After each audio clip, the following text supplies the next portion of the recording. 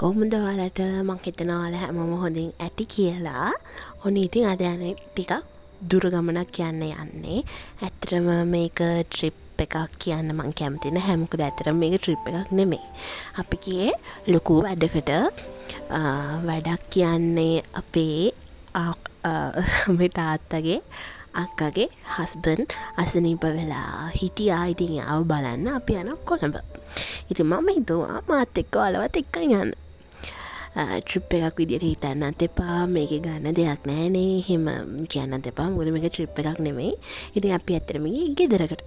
අපේ නෑදෑ ගෙදරකට ගියේ.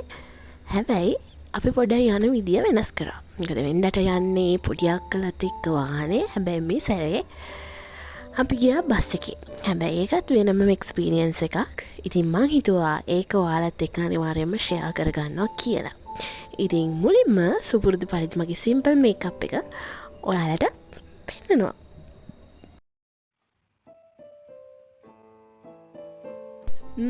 මේකට ගොඩක් අය දාලා තිබ්බා ගොඩක් අය කැමතියි කියලා.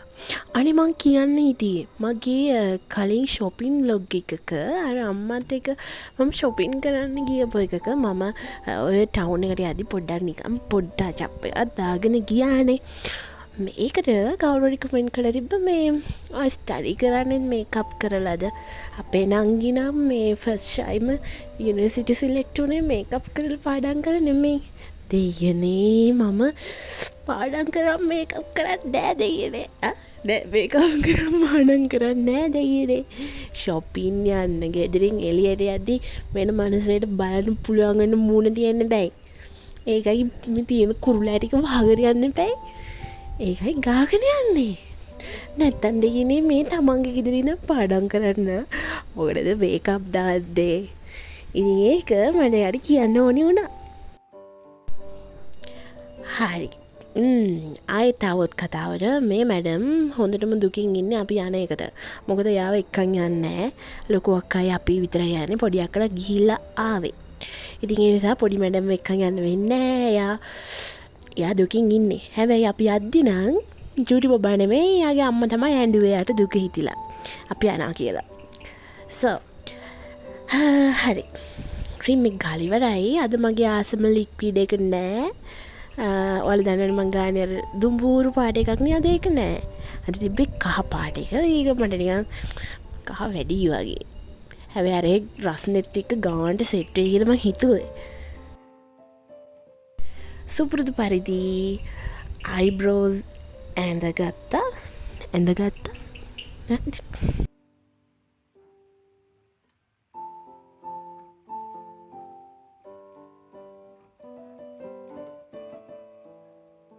ඊට පස්සේ පවුඩර් එක පොඩි ටච් එකක් දුන්නා. මං ඉදා මේකට වියානා කියලා කියලා තියන්නේ. මේ වියානා නෙමෙයි මේ ජැනට් එකේ පවුඩර් එකක්. ජැනට් එකේ සැෆ්‍රන් මං හිතන්නේ. ඔව් සැෆ්‍රන්.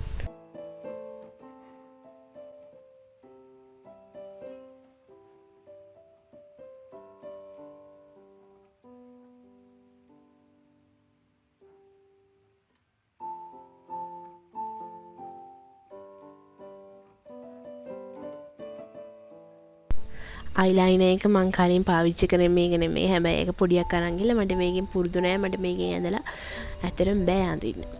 ඉතින් ඒ නිසා මේ මම ඒක ඇඳගෙන එන්න. බයි බයි.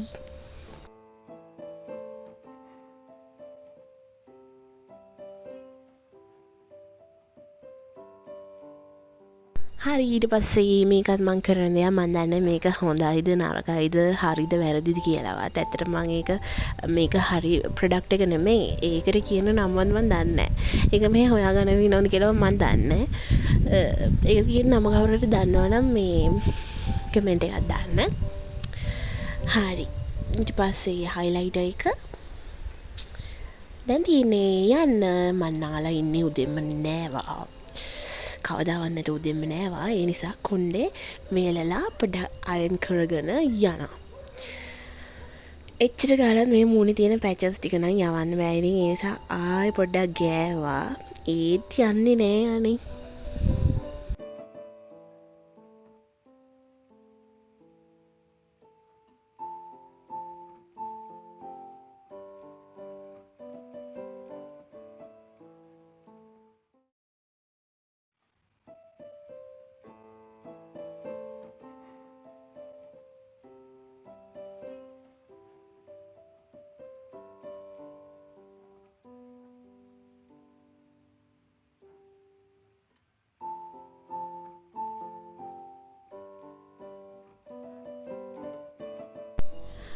හරි එහෙනම් කොන්්ඩේ අයන් කරගෙන එන්න මේ අපේ පොඩි මැඩම් කියන්න මට ලිෆ්ටික් ගන්න කියලා යා තෝර දෙනවා මට එක ලිෆ්ටික් එක ගාන්න තද පාට වටිකාරකට මට දෙනවා ගාගෙන යන්නලම බොරුවට ටිකන් ගානවගේ හිටිය යාට දුක හිතරවන්න ඇත්තම්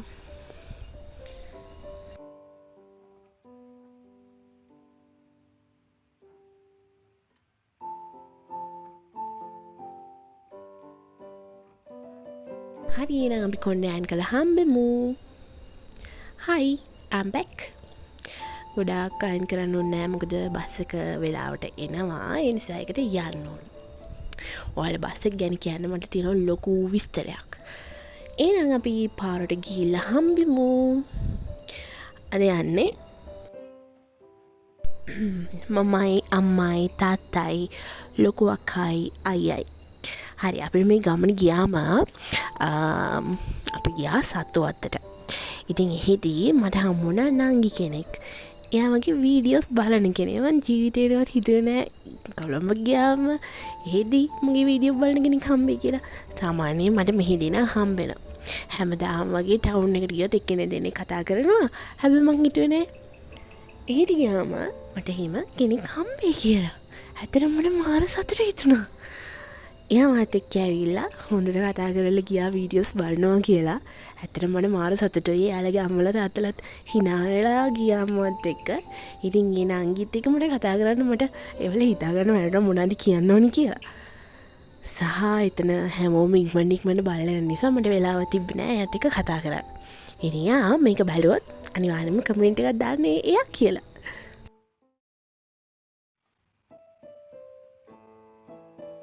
බස් 3ක් ආවා එකපාර. අපි යන්නේ පිටිපස්සෙන් බස් එක. ඒක හයිවේ බස් එක. ඔයාලා දන්නවා මේක AC බස් එකක්. මේක තමයි අපි යන්නේ. ඉතින් යන ගමන් වැඩි විස්තර මං කියන්නම් බස් එක ගැන.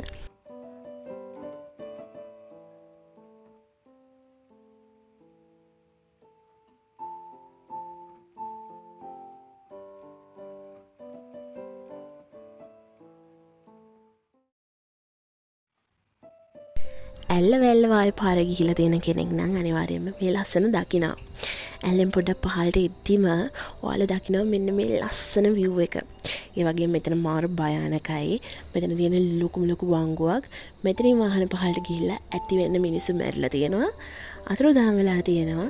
ඉතින් drive කරද්දි පරිස්සමෙන් drive කරන්න ඔයාලා මේ පැත්තේ එනවා නම් දැන් තියෙන ඔයාලට view එක බලා ගන්න.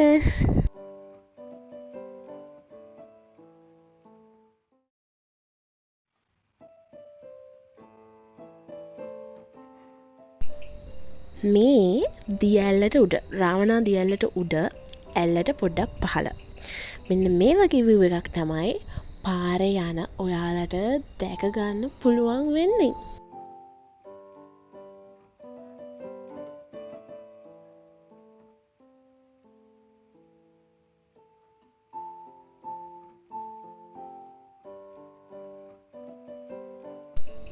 අපි ෂීට් එක ළඟ බුක් කරාට ඉතින් ෂීට් දෙකයිනේ තියෙන්නේ එක ළඟ. ඒ නිසා තාත්තව පිටිපසට දාලා අම්මයි මා ඉස්සරහා හිටියා. තාත්තව පේනවා එයා දන්නේ නැහැ මම වීඩියෝ කරනවා කියලා. නිකන් එයාව බලන්න ගත්ත කියලා හිතුවේ.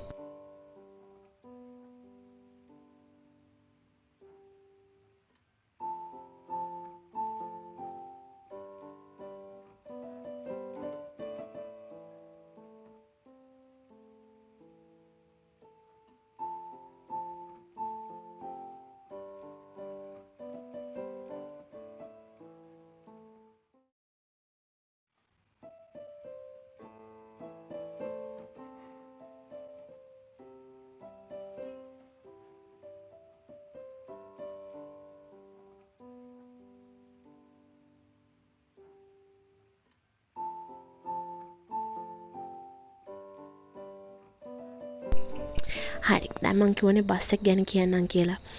ඇත්තටම ඉස්සර ඒ කියන්නේ අපේ තාත්තගේ අක්කලා ගොඩක් අය ඉන්නේ අක්කලා දෙන්නම ඉන්නේ කොළඹ ගාල්ලේ. ඉතින් ඒ පැත්තට අපි යන්න හරිම අකමැතියි. මොකද ගාල්ල පැත්තට යනවා නම් වැඩි ප්‍රශ්නයක් නැහැ. මේ පැත්ත බීච් තියෙනවා හැමනේ. කොළඹ පැත්තට යනවා නම් අපි යන්න ඕනේ මෙහෙන් බලංගොඩ පැත්තෙන් වංගු හෝගාලා. ඉතින් අපේ ගෙදර කවුරුත් කැමති නැහැ. අක්කලා දෙන්නයි මයි කැමති නැහැ. මොකද පටන් ගත්ත වෙලේ ඉඳන් වමනේ. මේක කියන අමතක වුණානේ. මම මේ වොයිස් ඕවර් එකක් දාන්නේ පස්සේ දාන්නේ. ඉතින් ඔයාලා හයිවේ එකට මත්තලින් එන්ට්‍රන්ස් එක දෙනවා නම් අනිවාර්යයෙන්ම මේ කඩෙන් කාලා යන්න. මත්තල හයිවේ එන්ට්‍රන්ස් එකට චුට්ටක් මෙහායින් තියෙන්නේ. පුදුම රසයි එක කෑම. මං ජීවිතේ කාපු රසම රයිස් ඇන්ඩ් කරි එක තිබ්බ එතන. පුදුම රහක්. මන් දන්නේ විනාඩි 15යි බස් එක නවත්තලා තිබ්බේ. අයියයි මයි අක්කයි ඔය පේනවනේ කිරි පැණිත් කාලා තමයි බස් එක නැග්ගේ. අපි දාලා ගියේ නෑ හැබැයි. දැන් නම් කාලා වැඩි වෙලා ඉන්නේ. හරි. ආයෙත් අපි මාතෘකාව කතා කරුවොත් බස් එක ගැන. ඉතින් ඇත්තටම මෙහේ ඉඳන් බණ්ඩාරවල ඉඳන් කොළඹ යනවා කියන එක ඉස්සර ඇත්තටම හිතාදිත් හරිම අමාරු ගමනක්. මොකද අඩුම අවම පැය 6මාරක්වත් අපිට යනවා යන්න. බස් එකක යනවා නම්. සහ ඒ පාර පුදුම අමාරුයි යන්න. පොඩි ළමයිට නම් යන්නම් බෑ. මොකද වංගු හරි අමාරුයි. ඉතින් මේක ඔයාලා විශ්වාස කරන්න හරියටම අපිට පැය 3මාරයි ගියේ කොළඹට යන්න. කොළඹ මේ මා කුඹුරට යන්න අපිට ගියේ පැය 3මාරයි. කිසිම දෙයක් දැනෙන්නේ නැහැ. අපි යනවා කියනම දැනෙන්නේ නැහැ ඇත්තටම. අනිත් එක තමයි අපි මෙහි නිසා අපිට මෙහි සීතලේ ඉඳලා පුරුදු වෙලා වැල්ලවායේ පාස් වුණ ගමන් ඇඟට හොඳටම දැනෙනවා දේශගුණය වෙනස් වෙන විදිය. ඒ රසනේ හරි අමාරුයිනේ. ඉතින් මේක එයා කන්ඩිෂන් බස් එකක්. ඔයාලට සැපට මාර සනීපෙට ඔයාලේ ගමන කිසිම මහන්සියක් නැතුව ඉවර කරන්න පුළුවන්. ඉතින් මට මේ ඉන්ෆර්මේෂන් එක ඔයාලට දෙන්න ඕනේ වුණා. මම ඩිස්ක්‍රිප්ෂන් එකේ අනිවාර්යයෙන්ම නම්බර්ස් දාන්නම් මෙයාලගේ. අපි දැන් තමයි බැස්සේ. කිසිම ඇඟට අමාරුවක් තෙහෙට්ටුවක් මහන්සියක් නැහැ. මොකද ෆ්‍රෙෂ් එකේ කූල් එකේ ආවා. අද තමයි මම හිතන්නේ සතුටින් කොළඹ ආපු පළවෙනි දවස. ඇත්තටම ඒකේ ටිකට් එක බදුල්ලෙන් පටන් අරන් මාකුඹුරට යනකම්ම ගන්න ඕනේ අපි මගෙන් නැග්ගත් per person 2600යි එක්කෙනෙක්ට 2600යි. ඉතින් අපි ගියා ඊට පස්සේ නැන්ද කන්නත් හදලා තිබ්බා. මෙයාගේ වැඩි කෑල්ල ඔයාලා බලන්න ඕනි. මෙයා ඒ ගෙදරට හොයාගෙන ඇවිල්ලා නැවතිච්ච කෙනෙක්. ඉතින් මම දාන්නම් අවසානයේ මෙයාගේ වීඩියෝ එකක්. මට මේ වීඩියෝ එක ෂෙයා කරගන්න හිතුනේ ඔයාලත් එක්ක බස් එකේ ඉන්ෆර්මේෂන් දෙන්න. ඉතින් බදුල්ලේ ඉඳන් මාකුඹුරට මාකුඹුරේ ඉඳන් බදුල්ලට ඒ බස් තියෙනවා. ඔයාලට වෙලාව අඩුවෙන් ඉක්මනින් ඔයාලේ ගමන සැහැල්ලුවෙන් සනීපෙට එන්න පුළුවන්. මං විස්තර ඩිස්ක්‍රිප්ෂන් එකේ අනිවාර්යයෙන්ම දාන්නම්. මේ ඉන්නේ එයා. චූටි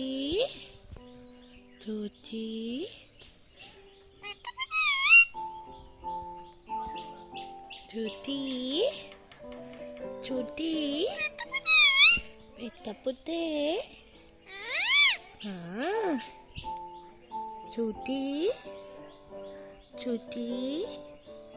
චූටි පෙත්තපත් කෑවද?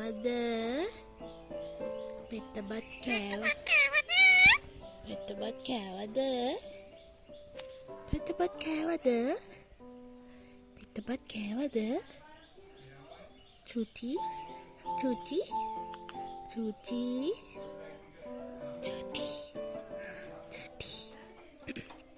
පෙත්ත පුතේ.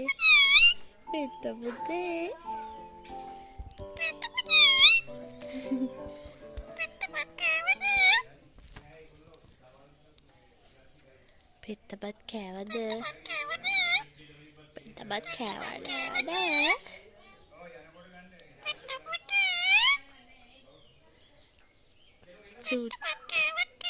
චූටි